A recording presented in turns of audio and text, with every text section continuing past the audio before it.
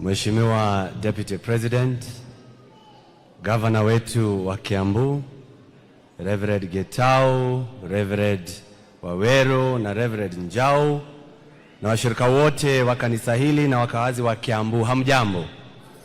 Hamjambo tena. Tupigie Wamradha makofi, ameongea vizuri, asante sana. Na mimi nikisimama hapa, sijui Dr. Reverend Waweru, unajua huyo Reverend Njau ametoka kwetu Mitahato. Kama anakuambianga ametoka Liafai, wewe ujue ni wa Mitahato. Na ni rafiki yangu sana na nafurahi kufika hapa. Mheshimiwa Mashwa, rafiki wetu sana. Tumefanya naye campaign mpaka akaingia kwa hii kiti, na tunamshukuru ile kazi ambayo anafanya katika Kiambu constituency. Na sisi ndio tulisaidia yeye sana. Sababu hata Biblia inasema wakati Musa alipewa kazi ya kupeleka watoto wa Israeli, alipatiwa msemaji anaitwa Harun.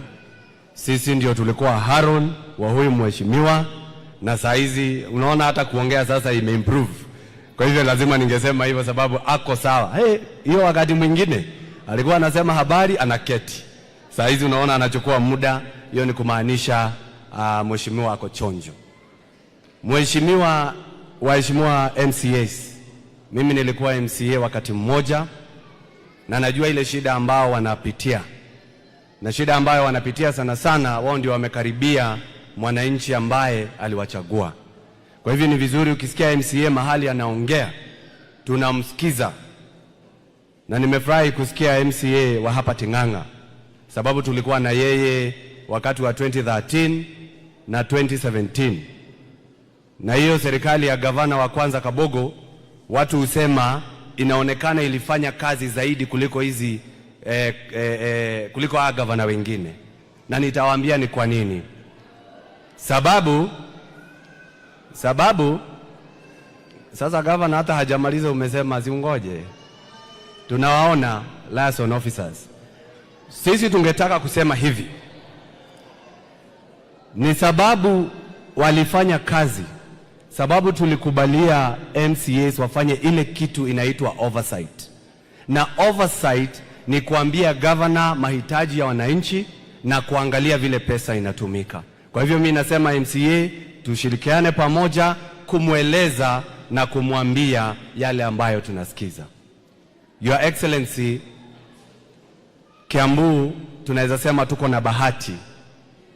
Hii mafuriko haijatudhuru zaidi kupoteza maisha mengi, lakini kuna mafuriko, Your Excellency. Na ndio maana tunakuomba kama vile waheshimiwa wengine wamesema, zile pesa ambazo ziko za kusaidia hii maneno ya mafuriko zifike Kiambu, na zikifika Kiambu zinakuja na chakula. Na ikikuja na chakula pia tunaambia gavana katika emergency fund ako na shilingi karibu milioni 100. Tushirikiane wote ndio tusaidie watu wetu.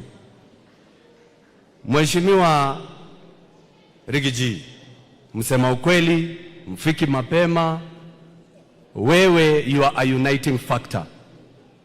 Na nikisema wewe ni uniting factor, nipatiane tu hii mfano, sababu tuko kwa kanisa, lazima tuongee ukweli. You are uniting factor. Women wetu wamekaa hapa, wabunge wetu wamekaa hapa, hata gavana wetu wamekaa hapa, mimi niko hapa. Umetuleta pamoja. Na the last time tulikuwa tumekaa pamoja ni wewe tu ulikuwa umetuita. Ni vizuri kusema ni wewe tu ulikuwa umetuita. Kwa hivyo kuja Kiambu mara mingi, ndio nikiona gavana hapa nimuelezee. Kuna mambo ambayo naweza muelezea kabla sijasema kwa microphone. Na nikimuelezea ndio Kiambu yetu iende mbele. Na mimi nikifanya kazi yangu kama senator, Mheshimiwa Rigiji, kazi ya senator sio kazi mingi, sababu senator hana CDF, senator hana GAF, senator hana basari. Senator kazi yake ni mdomo peke yake. Na mdomo ni kusema ile pesa ambayo unaleta hapa Kiambu, Mheshimiwa Deputy President, mkiwa na rais ambaye tulipitisha Senate, tukapitisha kila mwezi Kiambu inapata bilioni 1. Mwezi huu mwingine milioni 900, mwezi huu mwingine bilioni 1. Tuligawa hivyo, bilioni, milioni 900, bilioni, milioni 900. Hiyo pesa ikifika, sheria inasema senator akipitisha, gavana anachukua pesa. Sasa ni kazi ya senator kuomba gavana na kumuuliza na kumwambia ile pesa ambayo tulileta imetumika aje. Akitumia vizuri tunasema sawa, mahali haijatumika vizuri pia tunasema si sawa. Si mambo ndio hayo? Ndio tuendelee kufanyia wananchi wetu kazi. Mheshimiwa Rais, hata hawa washirika wote hapa, ukituma mtoto wako kwa duka akanunue mkate, umpatie shilingi 1000, akirudi lazima uulize change, si ndio? Si lazima uulize change? Na akikuja akwambie alinunua mkate 900, hiyo mkate hata huwezi kula. So lazima tuulize so that we can bring accountability. Ya mwisho, Mheshimiwa Deputy President, mimi nafurahi sana na Mount Kenya tumefurahi sana, sababu hata chama chetu cha UDA juzi kimefanya vile sote tunaamini ati rais ni mmoja na Deputy President ni mmoja. Kwa constitution ya chama wakabadilisha constitution ya chama, ile ilikuwa inasema ati deputy kukuwe na 1 party leader na 4 deputy party leaders. Hapo wakakosoa, wakatengeneza vizuri. Sasa chama chetu cha UDA pia kinakubali 1 party leader and 1 deputy party leader. Na ndio maana tuendelee kuheshimu Rigiji wetu ambaye ni yana tushikanisha wote, sababu akiwa pale kama deputy party leader, hata kwa chama sisi watu wa Mlima Kenya tumeangaliwa vizuri, si ndio? Kwa hivyo wale walikuwa wanangoja mkono ianguke kama fisi hivi wajue we have 1 deputy party leader.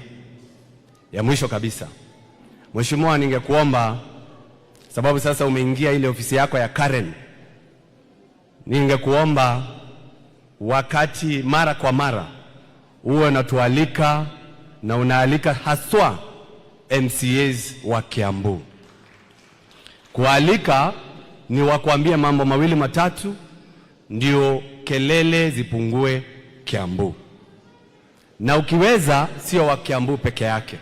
Kwa hivyo hata tukitoka hapa tunaenda kule Limuru, na najua Mheshimiwa wewe ndio mgeni wa heshima Rigiji, kumuona aliyekuwa kansela miaka mingi iliyopita kule Limuru. Na tukifika huko Mheshimiwa, ningetaka tu ukumbuke hata Kiambu kuna wale mafoma MCAs wa serikali ya kwanza 2013 2017, kuna wale former MCAs wa 2017 to 2022, pia wao keti na wao watakuambia mambo mawili ama matatu kuhusu hii kaunti yetu. Kwa hayo machache ningetaka kusema, nikifanya kazi ya kaunti na nikiendelea kufanya kazi ya kaunti, nimebadilisha mwendo kidogo. Mimi nikiona maneno ikienda vibaya, na kuwa natembelea governor na mwambia kwanza, lakini asipoyafanya sasa naita mkutano wa hadhara wa kuambia kila mtu wa Kiambu. Sio tukubaliane hiyo? Unajua nilienda kumuona juzi kwa ofisi yake, na najua mabloggers wengine walilala na viatu lakini nilienda kumuona na tukaongea mambo ya Kiambu. Nikamwambia hospitali ya Kiambu yale mazuri nimeona, nikamwambia yale mabaya niliona, nikamwambia, na akasema ikifika siku 14 atakuwa amerekebisha. Sasa imebaki kama siku 3 hivi, nitarudi pale alafu sasa tujue namna gani, na najua ni mtu wa kusema na kutenda, si ndio? Kwa hivyo hiyo mambo ndio tutafanya. Nawashukuru sana, Mungu awabariki, na tuendelee kufanyia wananchi wetu kazi. Na mkumbuke Karongo Wadhangwa ni watchman, na watchman akiona mwizi anachukua virimbi anaipuliza, kila mtu anasikia, anakuja kuokoa yule ambaye anaibiwa. Asanteni sana na Mungu awabariki.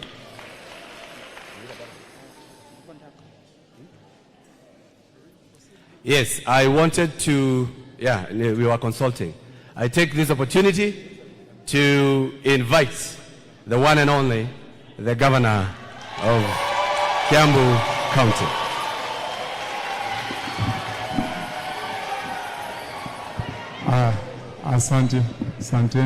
Asanteni sana. Asante.